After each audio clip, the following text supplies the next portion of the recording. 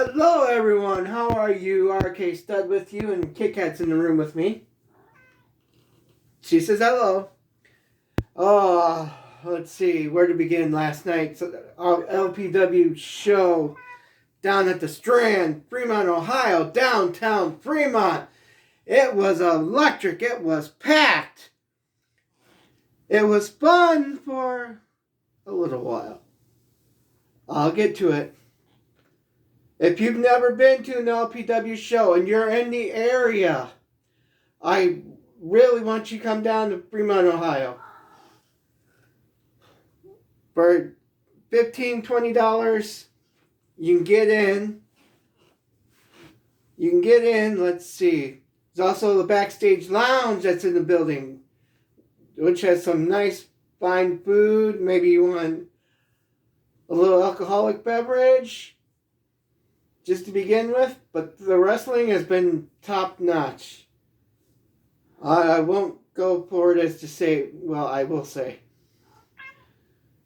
George and Tim do a wonderful job with the building and with LPW and with the build up to matches and everything. Next show is in April.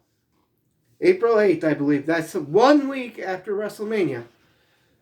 So my plate's already full, considering WrestleMania's coming up. We got NXT, we've got the Hall of Fame.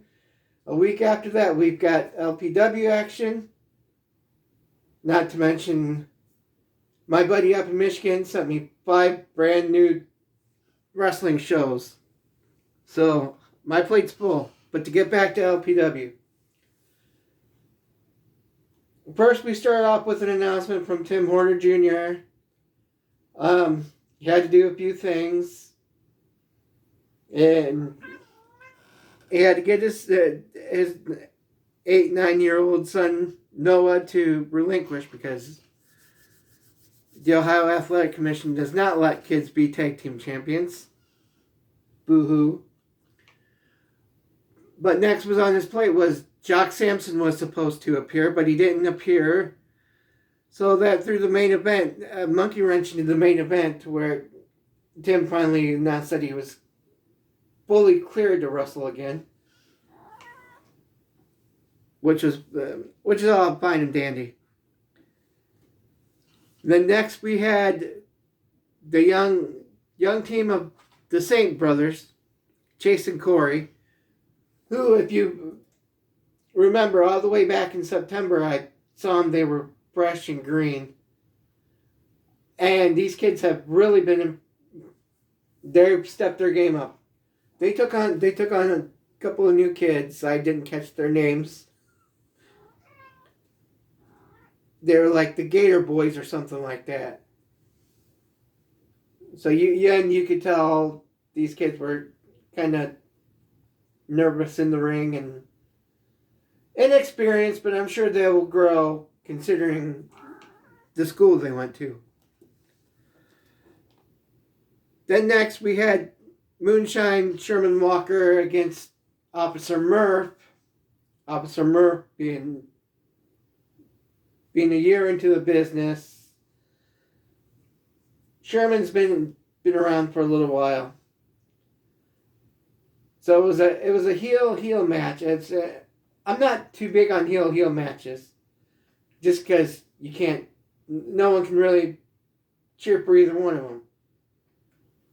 Well, it was basically just led to this continuation of Sherman Walker's feud with the Terminator Sam Beal. Then after that, Fear and Loathing in pro wrestling, the tag team champs, Kenny Urban and Schwartzy, along with Goose, took on Impact Wrestling's Jack Price and Jason Hotch. Yeah. So it was for the tag titles. You knew who was going to win. But they made it fun. I don't think I ever seen a wrestling match break out into a game of Duck, Duck, Goose. No, didn't see a game of Duck, Duck, Goose in the wrestling ring. It was funny. Anyway, then it was intermission. And during intermission, pictures were had and everything. And a big, giant man came out wearing a diaper and a baby bib and a bottle. And it was a combination of oh baby, because coming up next was Adam Wick against hot newcomer Riley Reinhardt, and we all cheer babyface for Riley because he looks no older than 12. They had a pretty good match. I was quite surprised that Riley won. And Riley even got to cut a promo after the match. Needs a little work, but he's doing pretty good.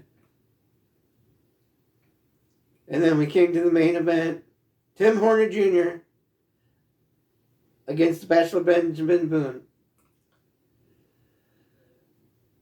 And if you've watched the LPW matches already from this show, you will see how crazy that match is. I had to follow him out into the hallway, out up front to the building, and outside they fought.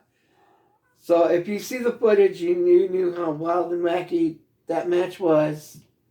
We have new champion, Tim Horner Jr. Congratulations. And they plugged the next show, and Benjamin Boone is going to be entrant number 1 in the Fight for the Right match, which is LPW's version of the Royal Rumble, which I'm all for. In fact, I was going to tell Tim earlier this season, I said we need to have a Fight for the Right. But dude's ahead of me on that one. Now, the bad part.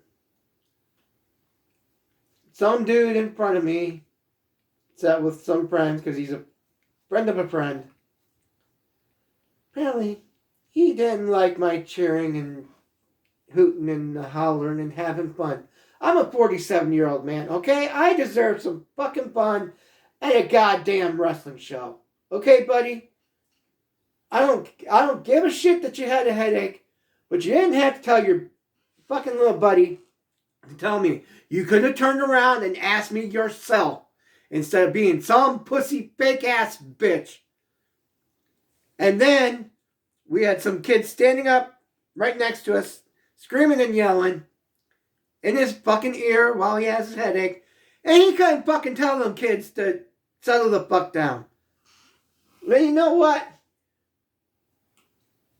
That just pissed me off even more. So it ruined the rest of my night for me. And I'm going off on you right now, buddy. If I see you at the shows again, I ain't sitting my ass behind you for fear of a headache. So in the immortal words of Jim Cornette, thank you, fuck you, bye.